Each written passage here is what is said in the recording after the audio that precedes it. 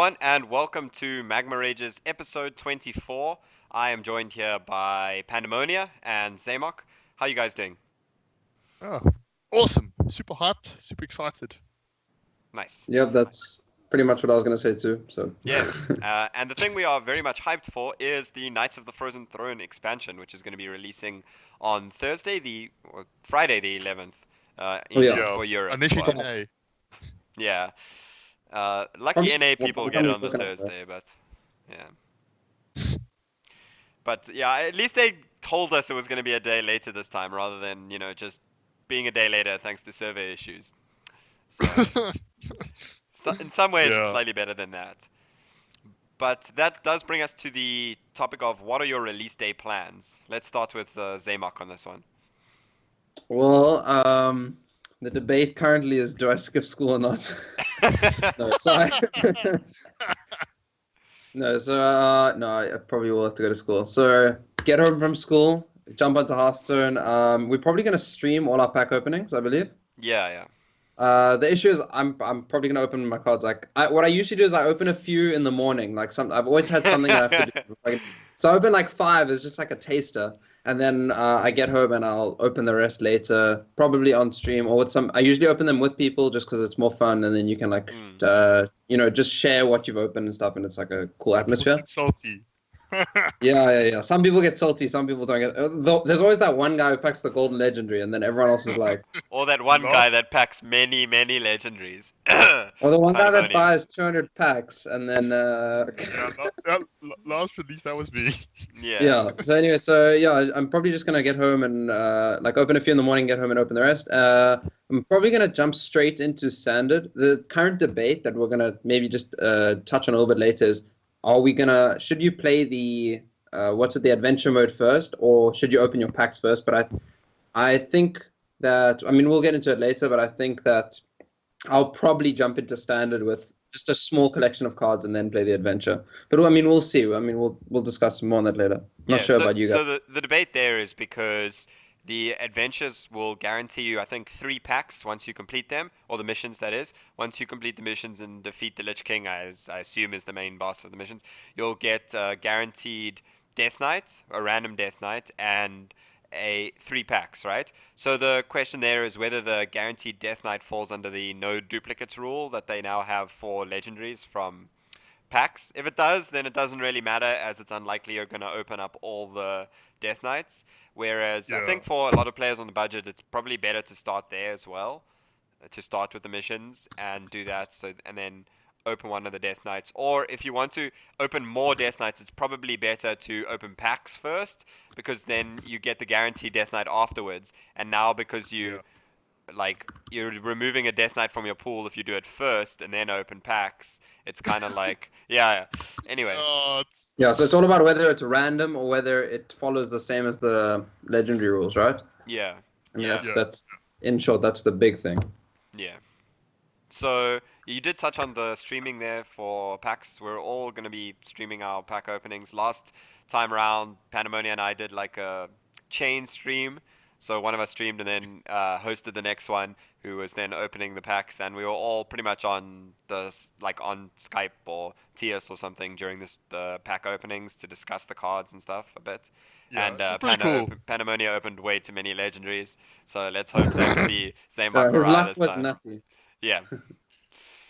So everyone was I think people stopped watching eventually because people got so salty. yeah. So what are your plans other than the streaming, Pandemonia? It's basically I'm gonna be playing the PvEs to obviously unlock the free, and then for me the first thing I want to do afterwards is I'm going to try and beat the Lich King 9 times so I can unlock the Arthur skin. Oh, because You're gonna do that first? Before, after I open my packs, that's the first thing I'm going to be doing. Before you play standard. Yeah, before I play standard. Oh man. I'm going to be before I play standard. I'm going to be unlocking the Arthur skin. Oh man, geez. the first day is the best day of the expansion. How can you go play? Yeah, It is, but I'm going to try and quickly get the Arthur stone unlocked, and then I'll play standard. That's the plan, right? Okay. Yeah. Okay. Dude, I'm gonna waste the minimal amount of time on PvE. I say waste because The one thing is like it feels like I'm not going to be really savoring the PvE enough if I just rush through it to get the Death Knights and the packs, right? Like I might even just do packs and then play standard straight away and then Yeah. come back to the mission stuff a bit later. Yeah, there's always a possibility too. Yeah. Okay, but Cool, but the release day is going to be very exciting. There's a lot of different ways to go about it, and it's going to be exciting. But before we start talking a little bit more about the cards, and we'll do a brief overview of a lot of the cards today, there's one other important piece of news that's been happening recently. The ESL African Championships happened over the weekend with the relegation matches happening. Basically, four of the bottom four players from season one faced off against four players from the qualifiers, and we now have our full eight players for season two. The, So the next round. yeah, for season two, which is the double round robin. So that like this is kind of the beginning of season two, right? Qualifiers into relegation, and then into the main portion, the double round robin, like we had in season one, and then the top four from that will qualify once again for the top four playoffs.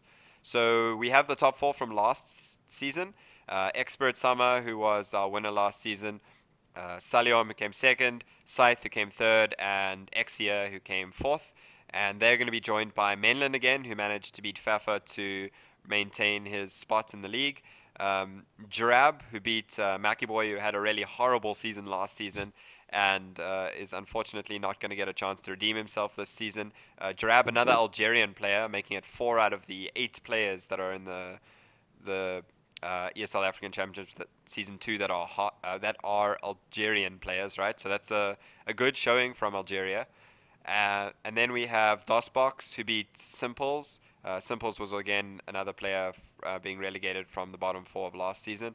DOSBox, a player that beat you in the semi-finals of the qualifiers, I believe, Pandemonia. yeah, indeed he did. Yeah, so if you'd beaten him, you could have been the one to beat Simples. Anyway, no, Yeah, I'm not gonna tilt Pandemonia at the beginning of the episode.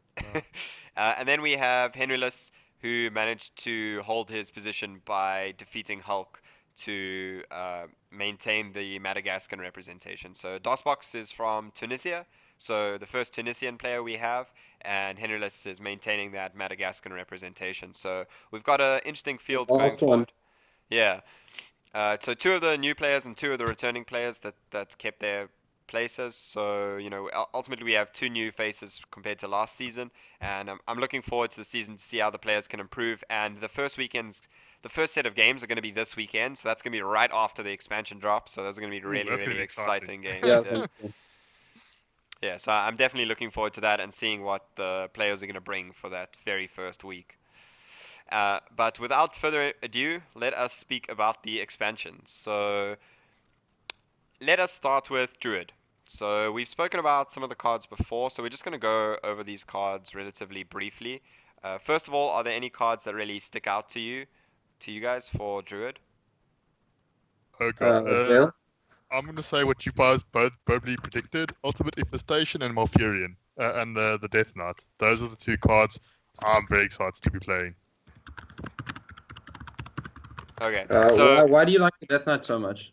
What's the? I think okay, so the battle cry I think is it's like not amazing with regards to okay, the two Scarabs of Taunt keeps you alive, the two poisonous spiders possibly fend off big threats, but for me the upgraded hero power where you basically can choose between 3 attack or 3 armor just gives me very sweet memories of Justicar, and the ability to either Of just course, that's outlast the reason or you to like just it, right? or even just to deal 3 damage a turn. Like I think it's a very powerful effect. And the fact Yeah. that you get to choose it is, I think, insane. And they have confirmed that it will work with FanDuel. yeah, Oh wow! So if you have Fandral, you can gain 3 attack and 3 armor each turn, kind of thing. yeah, Yeah. which And is the battle cry. which is That's pretty cool. strong. Yeah. Yeah, so I it should think work with the battle cry, and it'll also work with the hero power every turn. to me, even though the battle cry on Malfurion is a little bit underwhelming, you're getting two 1/2 spiders with taunt, or two 1/5, two 1/2 spiders with poisonous, or two 1/5 scarabs with taunt. Even though that's like a What is little the bit scarab? underwhelming, the scarab's It's just a a 1/5 1/5 with taunt. taunt. It's basically the same Oh, thing that you get isn't that. from the spreading plague. Yeah, So even they're though basically that's kind of underwhelming, the big thing for me is that Malfurion is 7 mana compared to a lot of the other Death Knights that are at 9 mana, and I think that's one yeah. of the things that might allow him to see play right. Like the idea is that Druid can ramp up to that 7 mana pretty early. So if you can get Malfurion down pretty early, that's when the hero power can really start adding up, I and the mean, 3 damage nourish, can also be innovate. more relevant. I mean, you're talking like the really early ramp with wild growth and nourishes. Yeah, I mean, I don't think this is really something you want to nourish into, but it's something if you have a little bit of a board that can really help you maintain the board Yeah, and help you deal with a lot of more like the wider boards, like let's say Murloc boards, right? The 3 attack is there pretty good to kill, let's say Murloc war leaders or stuff yeah, like that, and that definitely can help there, as well as even just the minions are not irrelevant in a matchup like that. exactly. Yeah. I mean, getting it out early isn't terrible, right? Like, I mean, if you innovate this on out on 5, it's not a bad play, Yes, right? like innovating it out is fine, but I'm saying like nourishing into it means you're giving up card draw possibilities Yeah, to okay. get this out, which is why Yeah, I don't think this is a good nourish target, but it's a good innovate target. Okay. I Yeah. get that. Okay. So Malfurion looks pretty good. I think the biggest thing really is just to me that he costs 7 mana, right, compared to a lot of the other. yeah. And I think Yes. the upgrade to the hero power is pretty good. Is So insane. Yeah, for me, that's the big draw thing as well. yeah. Okay. So other than that, we have Ultimate Infestation, which this is something you definitely could nourish into, because it is 10 mana, druid spell that deals 5 damage, draws 5 cards, gains you 5 armor, and summons a 5/5 ghoul. So It does everything. yeah, it does a lot. The big only thing it doesn't do is AOE, right? But Yeah, the drawing 5 cards is just massive, right? It gives a lot of these ramp decks a bigger outlet as well, right? Like you can yeah, use this to replenish after even double nourishing into this, right? Like yeah. that's Well, now still it's pretty much easier to strong. nourish for mana, right? You nourish for Yeah. mana, and then you know that you've got this follow up. Like you nourish for mana, and you play this, right? You're not giving up board. It's a big tempo swing because the 5 damage and summon a 5/5 is huge. You're drawing cards, so it doesn't matter that you've used the nourish previously. You're drawing more cards than you'd have drawn anyways, and the armor helps you stay in the game, right? Yeah. Like it's just such a powerful effect. It's incredible. Yeah, the Yeah. biggest thing is just whether it's going to be good enough at 10 mana, especially if you don't ramp into it, because you're not going to be able to ramp into it every game, right? You're not going to be able to cast this You on might be dead by 7 or turn 10. 8 every game. Yeah. It's So, it's like, oh, sorry. yeah, so the big thing is whether it'll find a home in those kind of decks. Like the obvious deck that sticks out for it right now is Easy Big, Easy Druid, Easy, because it sort of facilitates that ramp game plan. But honestly, I think it might find a bit more of a home in a slightly different ramp deck, because that ramp deck really wants to have utilize things like the Giant Anaconda and that to pull out the big minions, whereas this is like a Yeah. different payoff for the big ramp, I right? think it's a different kind of control druid. I think. Okay. Yeah. So yeah, I think it's With it's the, it's interesting that they're getting these really big spells, right? I mean, if you think about it, Malfurion is a pretty big spell. Ultimate Infestation's a really big spell. Yep. Like, yeah, but they at least are It's great. providing some board presence as well. And then we have Druid of the Swarm is another one I think is interesting. This is more, I think, for the token decks. So it's a 2 mana 1/2 with choose one, transform into a 1/2 with poisonous, or a 1/5 with taunt. So either it becomes a 1/2 poisonous or a 1/5 taunt. Basically, that seems to be the choose one there. The same choose one that kind of the Malfurion battle cry is, except you're only getting one, it obviously, for this. it seems to be a 1/5 with taunt. That's what this seems to be. Most Yeah. of the time, yes. And it is pretty good for token decks. Honestly, if you do take it as a 1/2 and you buff it in the same turn with like a Mark of the Lotus or, Innovate Power of the Wild or something, then a 2/3 with Poisonous like relatively early on can be impactful. It might be able to clear up 2 minions, take a favorable trade and then take a trade up. So I don't think the 1/2 with Poisonous is irrelevant. It's the fact that they're also giving Druid this kind of hard removal in the form of poisonous minions is quite interesting, in the same way with Web Weave, which is a 5 mana Yeah. spell that summons 2/1/2 poisonous spiders. So it's kind of like they're trying to give them hard removal, but slow hard removal, right? Hard removal that's weak to your opponent just getting other trades into it, or AoE clear or anything like that, right? Which is, I think, an interesting direction to take the. Well, it's definitely good thematically, right? Because Druid's good because it has the ramp and you can get on board early. And the point is you can develop quickly or play big threats early, and that way you don't need the big AoEs and the big like single target removals because you are able to just remove them with your own minions. And this is the one way that they can do that without without kind of losing that essence of the class in a way, if that Yeah. makes sense. Because if you Yeah. suddenly give them like mulch, a lot of people felt that mulch was just very out of theme with Druid because suddenly Druid have this way to get big minions on the board and then they can just remove stuff when their opponent's played and there's no what's the word, like fallback, Drawback, like sort of a drawback. drawback. Yeah, there's no drawback really. Because each Yeah. class has their strengths and their weaknesses, and like Yeah. it's it's constantly you don't want to make the classes homogenous where everybody has a big everybody has a big threat, everybody has a ramp effect. You want to try and Yeah. keep the identities. Yeah, 100%. Cool. Are there any other cards you guys wanted to talk about? Well, yeah, for Druid first. I think. Oh, for Druid. I mean, for Druid. Otherwise, I think we can move on from Druid as the big stream is going to be coming up soon, so we're going to need to move Yeah. relatively I did want quickly to here. touch on the Paladin Death Knight before we go off though. Yeah, we will get there. So Okay. Hunter, they definitely seem to be pushing a Death Rattle theme again. I think Again. the biggest sort of card that might facilitate that theme this time to me is the Corpse Widow. It's a 5 mana 4/6 beast that makes your Death Rattle cards cost 2 less, right? The fact that Yeah. it gives you the tempo advantage to play out these Death Rattles, which are usually, let's say, overcosted for their stats. Uh, Hmm. except when we come to high main, but even high main's like overcosted for its face value stats, right? As a 6 mana 6/5.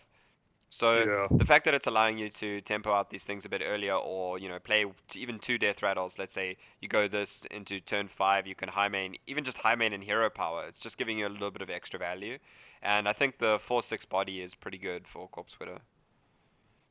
Yeah. Yeah, I it's mean, also a nutty card. Yeah. but we'll see if it actually sees play now. That's the thing. Like if there's enough synergy, to make it work, right? It's I also in think the the right main thing, slot for Hunter, right? That the right curve yeah, slot. Five is a traditionally awkward slot. You even see them playing stuff like Stranglethorn Tiger, which is maybe not the most powerful card, but they really haven't had many other great options on 5, and this is a pretty good option. Yeah, it's that's also true. strong Or because it's pseudo taunt, right? Yes. It's in a way it does have that pseudo taunt effect, but it's another reason why I think it's very good is because of the health. Hunter minions generally aren't high health, right? They're a lot mostly just high attack, or most hunter minions you'll see have higher attack than health, right? And Sure. having that health means that it can stick on board longer, get more of those beast synergies off. The effect is also really powerful, so having more health helps the consistency of being able to utilize that effect. Yeah. And also means things like Houndmaster on it are going to be a lot more powerful. ooh, High Moss is going to be quite nutty actually. If like, Yeah. Yeah. And that's So I where the think health comes in. I think that's a very yeah. good So I point. think yeah, the health is one of the big reasons why this card is strong, and it just fits so nicely in that 5 slot. At the moment, which is just contested between Thunder Rhino and it is Thunder Rhino. Yeah, Thunder Rhino and yeah, Jungle Tiger. And I mean, this very easily falls into that spot if you have just a few death rattles to make it worthwhile, right? Like Kindly Yeah. Grandmothers, Lord Tigers, which are already good cards. Yeah, and I think it also synergizes a little bit with the hero, with the Death Knight, Deathstalker Rexar, because there's a decent chance you can pull Death Rattles, right? Especially with the number of Death Rattles they're adding. I mean, we'd have to look at the maths to figure out how often you can pull the Death Rattle, but if you can get a Death Rattle part on your minion, then all of a sudden the 2 mana that you're paying to put the minion in your hand is kind of outweighed with the Corpse Widow, but as long as the Corpse Widow is surviving on the board, right? So that can help a lot Yeah. to actually get better tempo out of the hero power as well, which is definitely something I think that is relevant.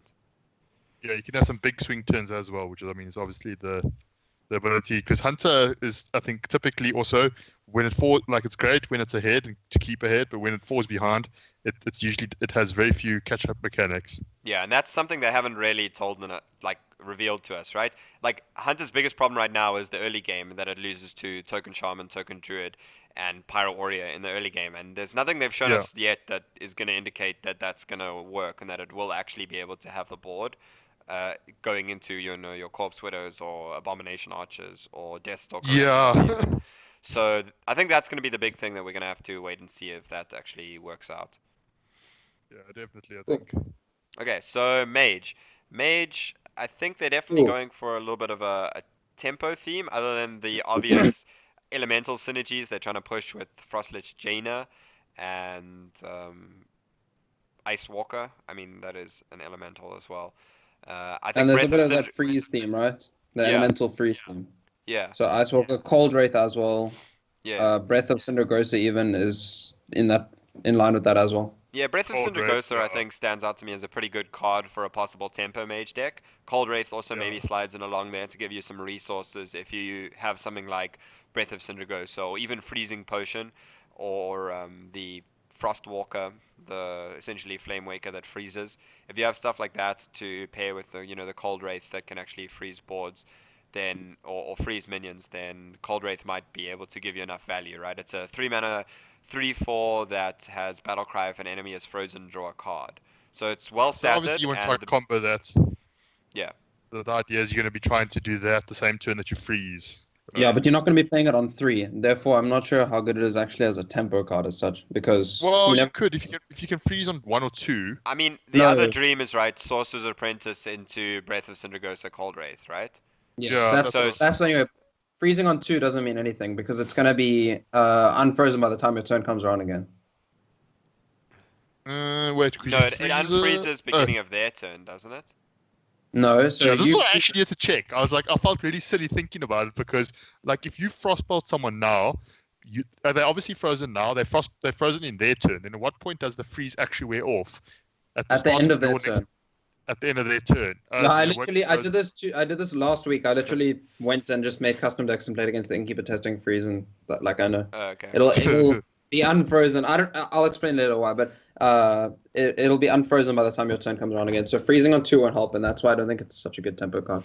Yeah, that is a good point. I would say like it's not a bad body for a tempo deck, and later in the game, Yeah. if you do freeze in the same turn, you at least get some synergy, right? That's kind of why I see it Yeah. as maybe for a tempo deck, it's at least gives you an option to play on 3. Like even if you're not getting the card draw, it's maybe okay as a 3 mana 3/4. Yeah. Because there's not a lot of 3 mana 3/4s actually running around at the moment. Uh, And then we Yeah, also have Simulacrum, which is an interesting card. I think will help the Exodia Mage a bit more. What You is could, yeah. it's a 3 mana spell, epic. Copy the lowest cost minion in your hand. So either getting this from Primordial Glyph or any of the other random spell effects, and then using it to copy a Sorcerer's Apprentice means you can get a combo earlier without having to draw both your Sorcerer's Apprentices in You just play it, right? Exodia Mage. You Yeah, play it as you a might free play card. it. Yeah. No, You I'm might. just saying But how the I'm card saying works. I'm saying even without playing it in your deck, it's probably still helping the deck. No. I meant you play it like. Sorry, I'm talking about how the card works itself. When you play the card, like if I just cast similar. Okay, this card. Simulacrum. Yeah. Simulacrum. Yeah, Simulacrum. It'll just play the lowest cost minion in my deck in my No, it hand. doesn't. No, No, no. it gives It you a puts copy it in your hand. Yeah, it puts a copy in your hand. So it does. So if you copy a Sorcerer's Apprentice, you'll get a 2 mana 3/2 Sorcerer's Apprentice in your hand. Oh, that's bad. Yeah, it is bad in almost all scenarios except when you can copy a part of a combo, right? That's why I'm saying that's kind of the only deck I see it in. And even then, I don't know if it would make the cut. It probably just helps if you get it off Primordial Glyph. Yeah. Okay. Yeah. That The thing is, so You can get an extra Doomsayer and Freeze Mage. Arcane Giant as well. But yeah. also- Yeah, but Arcane Giants is the other one, yeah. to possibly also get extra value from like legendaries or big threats as well. So like, in my happy dream world, I can Simulacrum my Elise. Yeah. That's a crazy happy dream world. So yeah, there's some other cards we've spoken about. Sindragosa already, which is Yeah. the other. I think we've talked, and and then the Frostless Chainer. The biggest concern there is I'm not sure about the elemental theme really working for Mage. So it's a 9 mana with Battlecry, summon a 3/6 water elemental. Your elementals have lifesteal for the rest of the game, and it changes the hero power such that it deals 1 damage if this kills a minion. Summon a water elemental. And whilst the Icy Touch hero power is really good if you are able to kill multiple minions with it, I'm not really sure the water elemental deck will really be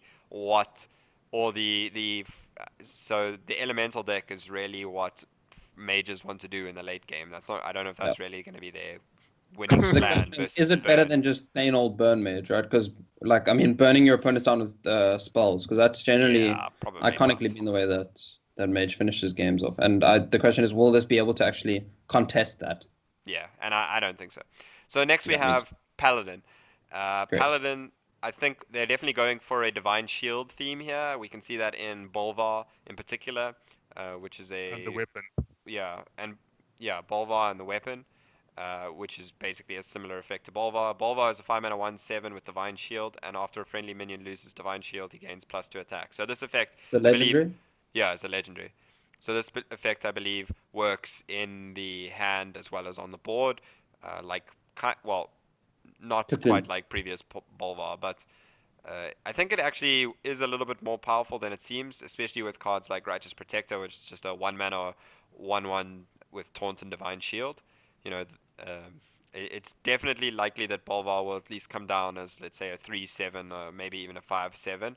And then the fact is, when he loses the Divine Shield, he then gains +2 attack as well from himself. So that's, you know, probably pretty good. I actually think that could be a definite alternative to It's a a sleeper. mid-range deck versus just having to always go the Murloc Paladin route.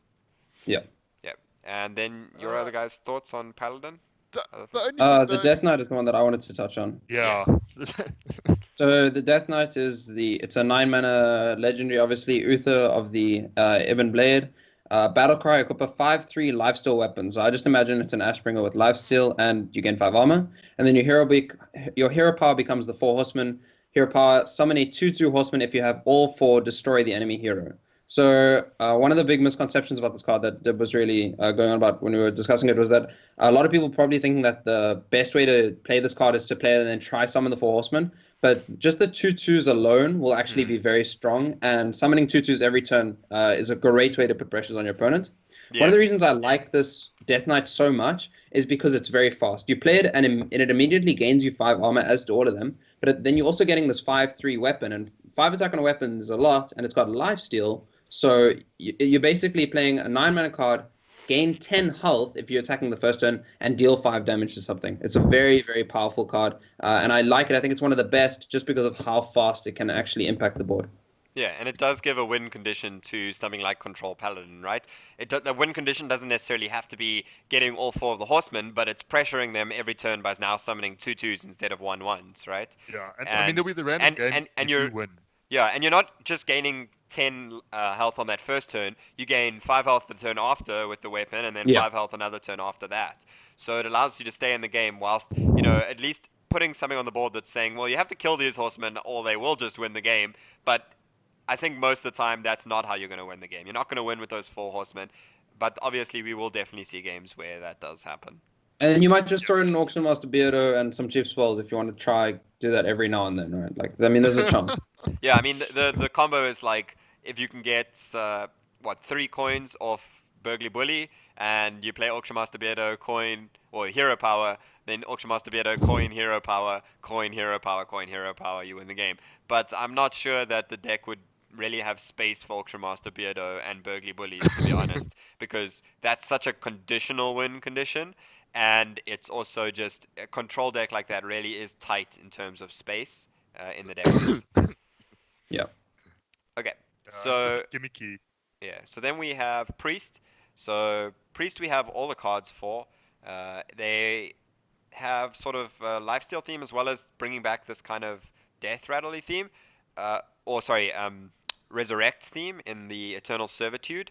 I think there's definitely some interesting possibilities here for a combo priest with a deck that has very few minions and something like Malygos and Mind Blast and Holy Smite, cards like that Villain. to combo With off. Yeah, Eternal or Valen Servitude as well. and Shadow Essence. Yeah, with Eternal Servitude to allow you to discover a minion that died this turn. So if you, sorry, no, died this game. So and summon it. So this means for 4 mana you can summon a Malygos if you, let's say, Barnes Malygos, or you use Shadow Essence, which is a 6 mana spell that summons a 5/5 copy of a random minion from your deck. So with those cards, if the Malygos dies and you don't just win the turn, you get the original, the Malygos copy out, then you can discover and resummon it. And the other card that's very powerful to get that effect on is Obsidian Statue, which is a 9 mana 4/8 with Taunt, Lifesteal, and Death Rattle destroy a random enemy minion. So if you're bringing this out with Barnes, that means your 1/1 is now killing one of their random minions, which is It's a pretty pretty decent, pretty and you powerful get one effect. laugh. Yeah, and then if you rediscover it with the Eternal Servitude, it's also like, you're bringing it back at a really cheap rate. So I think Yeah. it could there could definitely be an interesting control combo priest deck there. The other two sort of value control cards for priest here are the Archbishop and the Death Knight. Do you want to tell us a bit about those, Panamania? So the Priest Death Knight, it's kind of destroy all minions with 5 or more attack. And immediately, kind of the first thing that kind of jumps to your mind, I think, is Jade Druid. It's the fact that sometimes you get faced down by a horde and you can kind of reset. And I believe the hero power becomes shadow form, basically, where your hero power becomes deal 2 damage. Yeah, but the difference with this one is after you play a card, you also refresh the hero power. So theoretically, you can play like Void Form, and then, or sorry, Raza. you can use the hero power, and then you can use like Power Word Shield or something, and Void Form, and There's going to be Does some it, OG does the players hero with power Raza. reset it? I didn't know that. yes, no, Yeah. yeah. So playing a card resets it, and yeah, Okay. theoretically, Raza in a Cabal sort of singleton deck, if you take, let's say, 1 mana spells from Kazakus as well, that's a good way to just get enough to use Void Form a bunch of times, and also coin, right? Coin from Burgly Bully kind of thing can also do shenanigans. So yeah, it is a bit better than Shadow Form in that sense. Is that very often you're going to be, at least very often in the late game, you're also going to be able to use it for twice a turn, and then that's really applying a late game sort of um, win condition to your deck as well, right?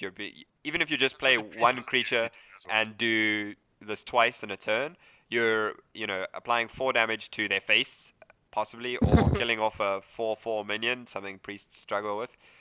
Cough Yeah. cough auction gadgets and auctioneer, uh, and like I think that is a pretty powerful effect. And I think the battle cry for Shadow Reaper Anduin, who's an 8 mana priest spell that also obviously gains you the 5 armor, but destroying all minions with 5 or more attack is a pretty powerful board wipe that does help against decks like Jade Druid, as you're saying. Yeah, because I mean, after you run out of your, especially now that there's no more cards like Light Bomb or um, what's it, Entomb in Standard, you have to rely almost purely on your Shadow Word deaths, Yeah, and that obviously and some discovering decks extra have too copies many. of them. Yeah. Exactly, and some decks just have more than two big guys. Do we know if you can Shadow Visions Shadow Reaper Anduin? I It's would not a assume it's spell, a right? card, so I assume It's a you can. card. It's a card, but not a spell, I believe, right? Because then you can't reduce them with effects like Sources Oh Apprentice right, yeah. So you can't or Shadow Radiant Visions, yeah, Elemental, so you wouldn't be able to Shadow Visions. It's a yeah, no, hero. It's a new type of card. Yeah, it's a yeah. new It's new type of type. card. It's not a spell. Okay, that's a good thing to clarify. Otherwise, you could have a silly amount of Shadow Reaper Anduins in a game, which is just good because the battle cry is pretty good actually. Yeah, it's a Um, sweeper. I mean, yeah. Okay, so it also destroys Quest Rogue. Lol. yeah. It is exactly on the cusp. And speaking about Rogue, unless that you want to speak about Archbishop Bennett. Oh no, we We already don't have covered time. that, right? Yeah, Yeah, we don't that have too. much time, but Okay, so it's speaking a bit about too Rogue, cute.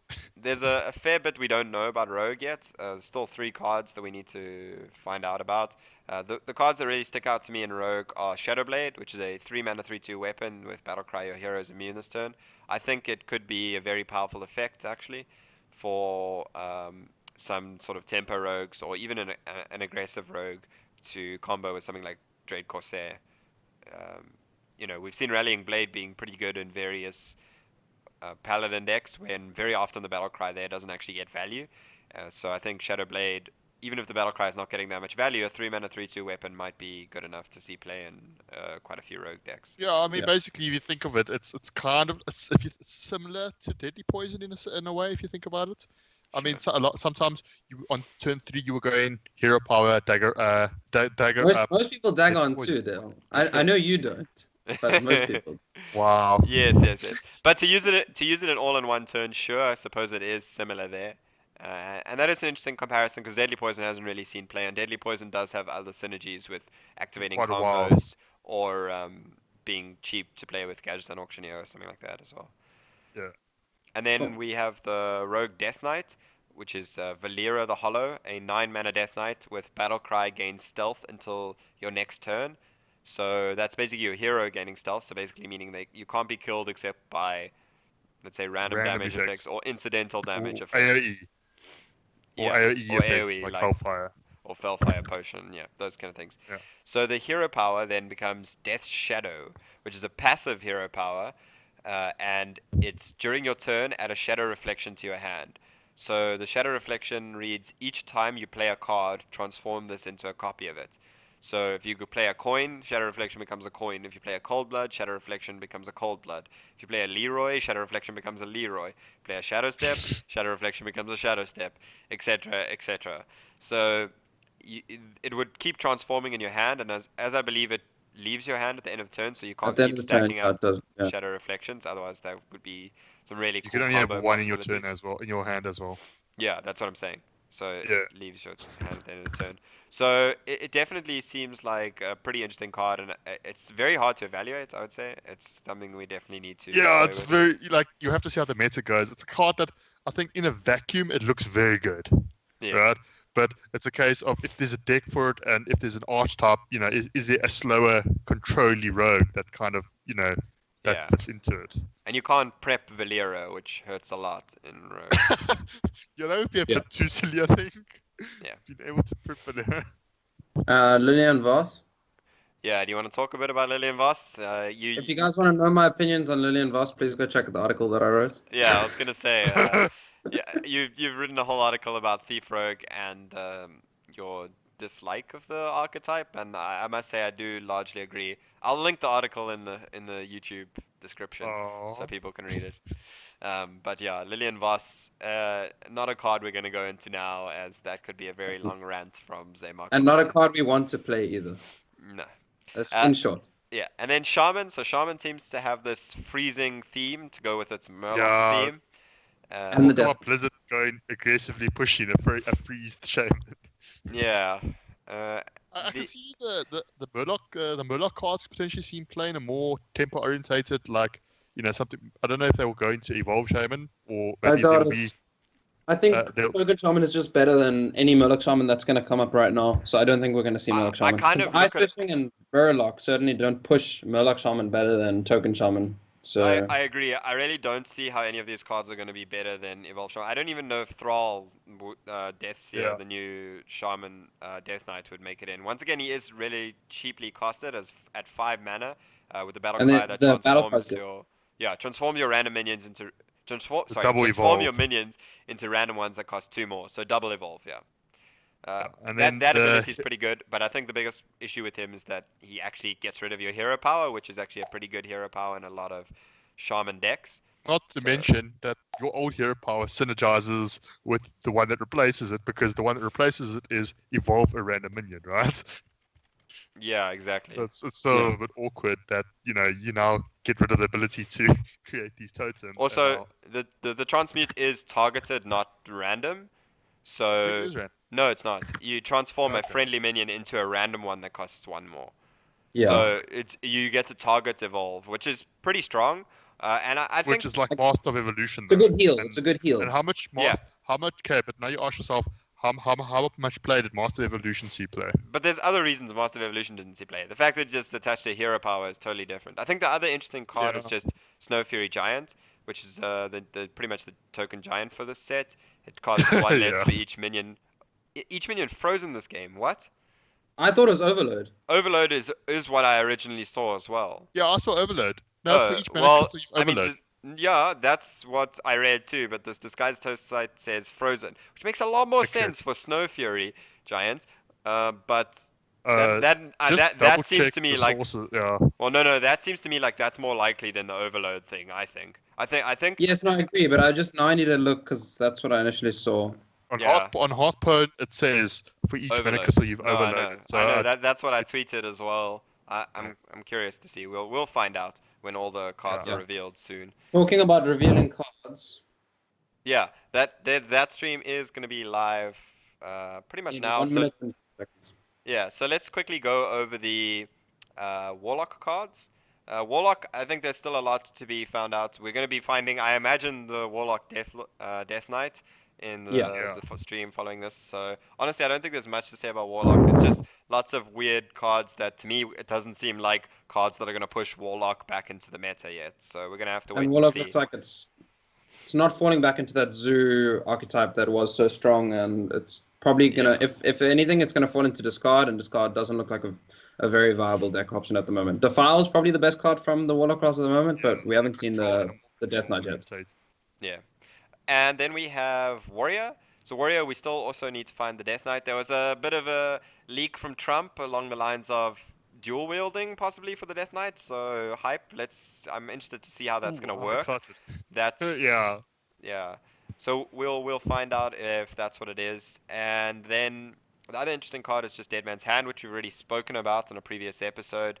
Yeah. Rotface, I think, is absolute trash. It's an 8 mana 4/6 that whenever this minion survives damage, summon a random legendary minion. Random legendary minions are not very good, and I do not think this card will be very good as a result. Yep. Yeah, and then Yeah. Forge of I mean, it Souls kind is of also it pretty reminds interesting. me of Confessor Poltrus, to be honest. Yeah, yeah. But Like that's kind random of what it legendary reminds minions have gotten worse. Cough, cough, the three princes. me. Um, Yep. yeah. So Yeah. yeah, we're gonna have to wait and see what the rest of Warrior, sorry, what particularly the Death Knight is to sort of get an idea of whether some of these cards, like maybe Forge of Souls, which is a 2 mana spell that draws 2 weapons from your deck. If you can dual wield weapons, it makes Forge of Souls a lot better. It gets rid of the downside of the awkwardness of, yeah, you're doing 2 weapons, but one of the cards you can't use until you've used the other card, right? Yeah. So it's not as good as drawing minions or drawing spells. Yeah, Yeah. which is Okay. definitely an important thing to note. So there's also a lot of neutral cards, which we're not really going to go into now as we don't really have time. There will be full reviews for each class with deck lists and different guests. You guys will be joining me for some of them on the channel, on my channel. Very much like I did with the Angora reviews, with some possible deck lists to give you guys a head start going into uh, the first few days and the first weekend of um, Knights of the Frozen Throne. So I think that's all we really have for this episode. It's been a relatively long one, but there's lots to be hyped about, and definitely going to be exciting to see. And I'd urge you all to go check out the reveal stream now on Kibla's stream if you're watching this No, live. It's on the Play Hearthstone stream. Oh, It's is on it the on the Play Play Hearthstone Hearthstone stream. stream? Okay, Yeah. but Yeah. yeah, Kibla and Ben Brode are going to be revealing there. So thanks a lot, everyone. Uh, check us out on Twitter. Zaymok there has a new handle at Zaymok_HS. Oh. Pandemonia at Dale Pon as always, and me also at Div_gaming as always. And also like and follow the channel on YouTube or Twitter to find, YouTube or Twitch to find out when we're actually going through the rest of the card reveals. Thanks a lot. Cheerio. Cheers, guys. Cheers.